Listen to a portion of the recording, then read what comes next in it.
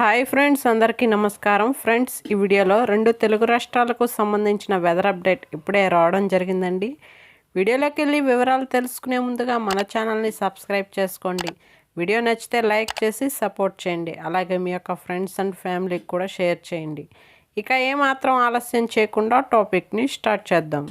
శ్రీలంకకు ఆనుకుని నైరుతి బంగాళాఖాతంలో ఉపరితల ఆవర్తనం ఏర్పడింది. అదేవిధంగా లక్షద్వీప్ పరిసరాల్లో మరో ఆవర్తనం కొనసాగుతుంది. వీటి ప్రభావంతో తమిళనాడు దక్షిణ కోస్తాపై ఈశాన్య గాలులు వీస్తున్నాయి. దీంతో దక్షిణ కోస్తా రాయలసీమలో గురువారం వర్షాలు కురిశాయి.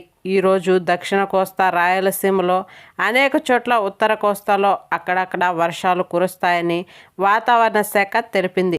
అలాగే తెలంగాణ రాష్ట్రానికి సంబంధించి చూసుకున్నట్లయితే రాగల 3 రోజుల్లో హైదరాబాద్లో తేలికపాటి నుండి ఓ మోస్తారు వర్షాలు కురిసే అవకాశం ఉందని హైదరాబాద్ వాతావరణ కేంద్రం తెలిపింది.